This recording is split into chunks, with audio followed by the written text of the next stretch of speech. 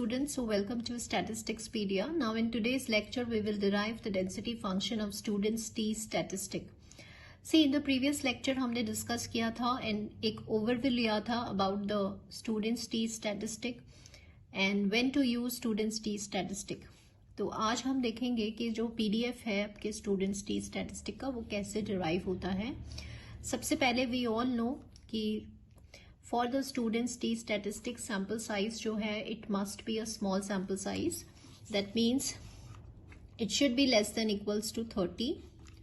Plus आपका जो population है वो normal होना चाहिए and the variance it must be unknown. अगर ये conditions आपकी satisfy हो जाती हैं then we can easily define the students T statistic as so. Now here in today's lecture हम लोग इसका PDF निकालेंगे. So let's begin with it. Now this is by the definition. तो अब हम क्या करेंगे next step में? We will do squaring on both the sides. So यहाँ पे हमने squaring कर लिया s square by n, or this can be written as t square n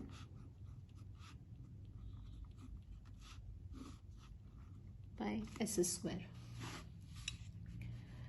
Now here what we have,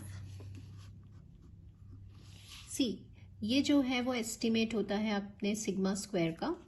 तो सबसे पहले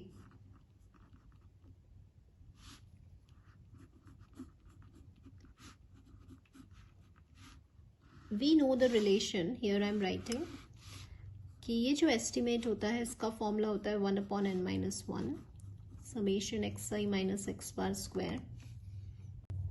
This is an estimate of sigma square and the sample variance is 1/n summation xi minus x bar square. Now here we want to find the relation between both these two. तो summation xi minus x bar square को आप कैसे लिख सकते हैं? ns square, मतलब इसकी value क्या हो गई ns square, यहाँ हमने सब्सटीट्यूट करा अपॉन n minus 1. तो ये रिलेशन आ गया आपका small S square and capital S square में. So here it is capital of S square, वहां पे हम ये रिलेशन सब्सटीट्यूट करेंगे तो ये हो जाएगा N S square into N minus 1. N minus 1 आपका न्यूमरेटर में चला जाएगा. Now in the next step हम एन माइनस 1 को यहाँ पे डिनोमिनेटर में ले आए और ये वाली टर्म हमारे पास रह जाती है. Now here we have to make it some formula. इसको हमें रिलेट करना है टू सम फॉर्मूला जो हमने पहले पढ़ रखा है. जैसे we need to relate it to chi square basically. So for that यहाँ पे हमें थोड़ा सा मल्टीप्लाई और डिवाइड करना होगा किसी फैक्टर से. So if you remember chi square is nothing but it is a square of the standard normal variate. और इसकी 3 एप्लीकेशंस होती हैं: goodness of fit test, independence of attributes and to test the specified value of population variance. तो ये हमने अपने previous lecture में discuss किया था. तो उन्हीं पर based आज हम थोड़ा सा यहाँ पे apply करके PDF निकालेंगे T का. So first of all, in order to make the formula of chi-square statistic, we will multiply and divide the term by sigma square.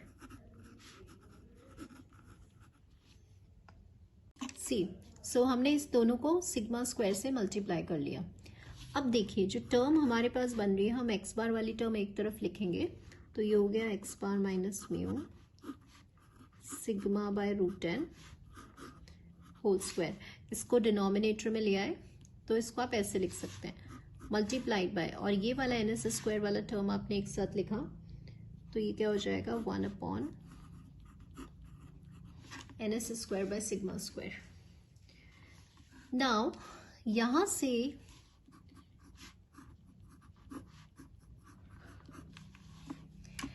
से हमें क्या क्लियर हुआ कि व्हेन वी हैव दिस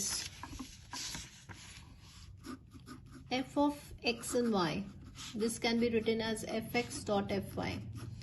तो जब भी आप इसको इस फॉर्म में लिख रहे हैं या फिर suppose if we have studied this can be written as pa dot pb. तो बेसिकली हम यहाँ से क्या कंक्लूड करते हैं कि आपका जो रैंडम वेरिएबल है या जो इवेंट्स है वो इंडिपेंडेंटली डिस्ट्रीब्यूटेड हैं जब वो मल्टीप्लाइड फॉर्म में हो जाते हैं. सो यहाँ से भी हम देख रहे हैं कि ये जो एक आपका वेरिएट है वो मल्टीप्लाई हो रहा है अपने सेकेंड वेरिएट से. That means these variables they are independently distributed. तो फर्स्ट कंक्लूजन क्या आया कि this and this they are independently distributed. So let's write it down. So here I've written that this x bar and this s square they are independently distributed. Now अभी हम separately I will mark this by 1 and separately अभी हम देखेंगे कि क्या ये किसी distribution के जैसा बन सकता है क्या. So देखिए we know that कि x क्योंकि हमारा जो population है वो normally distributed है, this we know. Then this we also know this कि x बार जो है वो आपका normally distributed होता है as this. अभी हमें इसको ऐसा बनाना है तो ये कुछ नहीं है, ये आपका स्टैंडर्ड नॉर्मल वेरिएट ही है. तो जब आप इसका एक स्टैंडर्ड नॉर्मल वेरिएट बनाएंगे तो वो क्या बनेगा, x bar minus mu sigma by root N. Now also we know कि यहाँ पे ये स्क्वायर है तो इसका मतलब ये z स्क्वायर हो रहा है basically. So this is what the square of the standard normal variate follows chi square with how much degree of freedom, 1 degree of freedom. ये हमने पढ़ रखा है कि जब स्टैंडर्ड नॉर्मल वेरिएट का स्क्वायर होता है तो वो काई स्क्वायर वेरिएट हो जाता है विद 1 डिग्री ऑफ फ्रीडम.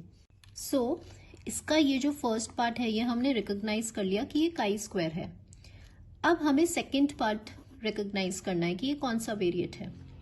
तो ऑल्सो काई स्क्वायर की हमने जो एप्लीकेशन पढ़ी थी कि वो स्पेसिफाइड पॉपुलेशन वेरिएंस को टेस्ट करता है, तो उसके लिए जो टेस्ट स्टैटिस्टिक लेते हैं वो हम यही लेते हैं. So thus N S square by sigma square follows what, chi square with how much degree of freedom, n minus 1 degree of freedom. So we have recognized two things. First, कि they are independently distributed, and second, these both are nothing but these are the ratio of chi-square variates. So what we have written कि this t square by n minus 1 ये क्या है, ये ratio है. ये पहला वाला तो रेशियो है आपका किसका, chi square with 1 degrees of freedom का, एंड सेकेंड वाला क्या है, chi square with n minus 1 degrees of freedom का. तो बेसिकली ये कैसे आ रहा है, आई am writing it over here, T square by n minus 1 it's what, it's chi square with 1 degree of freedom and chi square with n minus of 1 degree of freedom. तो ये ratio है और ये दोनों ही कैसे हैं, इंडिपेंडेंटली डिस्ट्रीब्यूटेड. ये हमने अभी देखा था बिकॉज यहाँ पे ये मल्टीप्लाइड फॉर्म में है. So by the property what we know कि जब भी दो इंडिपेंडेंट काई स्क्वायर वेरिएट्स का रेशियो होता है तो it will follow beta 2, it will follow beta 2. अब इनके जो डिग्रीज ऑफ फ्रीडम होता है ना वो हाफ हो जाता है. तो ये क्या हो जाएगा 1/2 और ये हो जाएगा n माइनस 1/2. तो अब लेट्स से न्यू जो है वो हमारा डिग्री ऑफ फ्रीडम होता है. तो यहाँ पे ये जो n माइनस 1 है इसको let's say if I have written nu n minus 1, तो ये t square by nu will follow beta 2 with half and nu by 2. So what we have recognised कि जो t स्क्वायर बाय न्यू था वो beta 2 को follow कर रहा है. तो बीटा 2 का जो डेंसिटी फंक्शन है this is density function for beta 2. तो अभी हमारा जो यहाँ पे x है वो क्या है, basically t square by nu है, right. And m and n क्या होते हैं, ये दोनों पैरामीटर्स होते हैं बीटा 2 के. तो यहाँ पे m की वैल्यू हाफ है और n की वैल्यू न्यू बाय 2 है. तो इनकी वैल्यूज हम यहाँ पे सब्सटीट्यूट करेंगे. ऑल्सो वन थिंग कि beta 2 range from 0 to infinity, तो यहाँ पे t स्क्वायर बाय न्यू जो है वो कहाँ से रेंज करेगा, 0 टू इन्फिनिटी. तो अब हम इस फॉर्मूले में ये जो वैल्यूज हमने निकाली हैं उसको हम सब्सटीट्यूट करेंगे. So let's find it out, ठीक क्या आता है.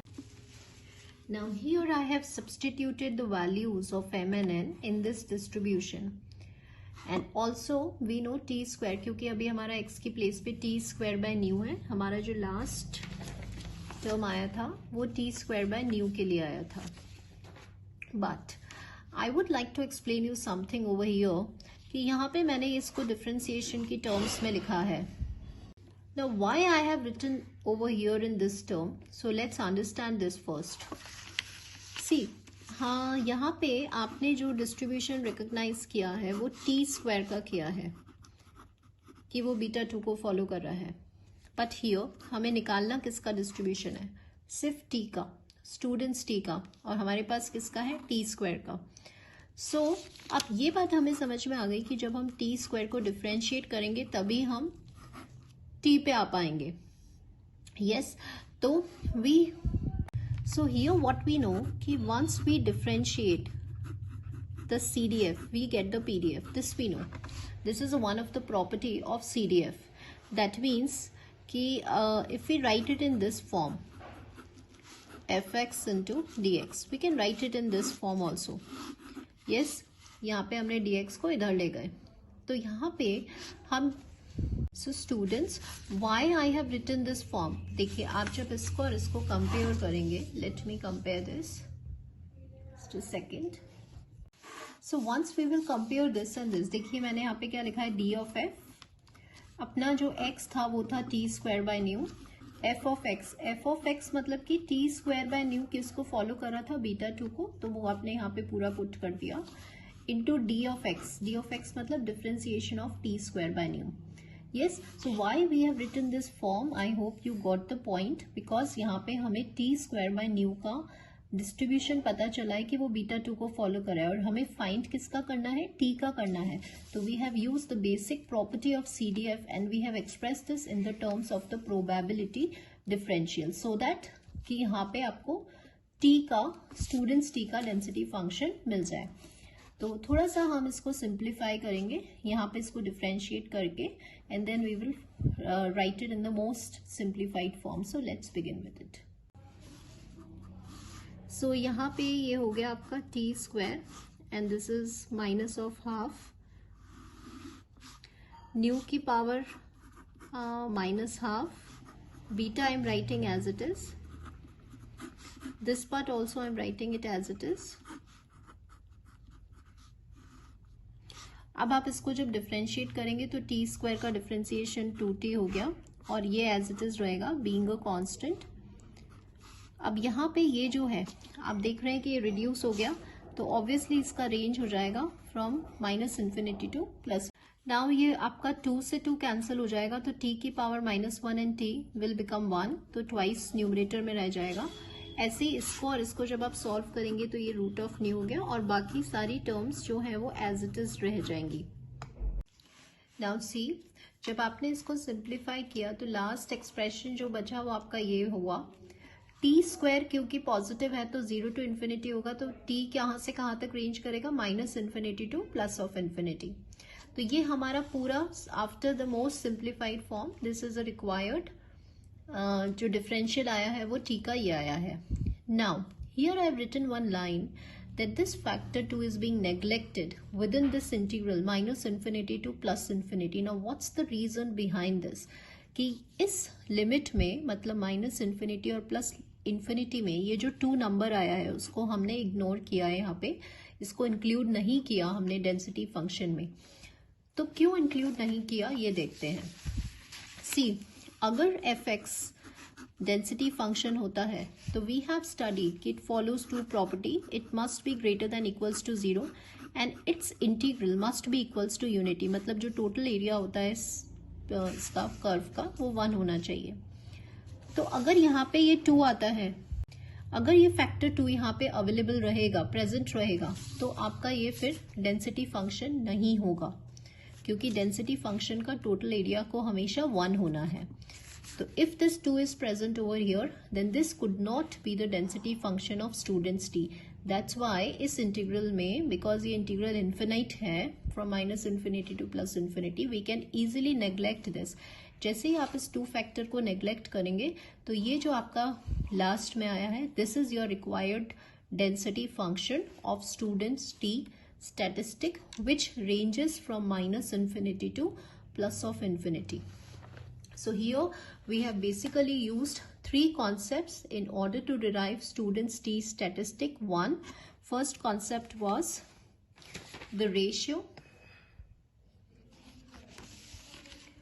this the ratio of two independent chi-square variates follows beta 2. Second concept was कि हम यहाँ पे डिफरेंशियल यूज कर रहे हैं, प्रोबेबिलिटी डिफरेंशियल, क्योंकि हमें टी स्क्वायर बाय न्यू का डिफरेंशियल पता था.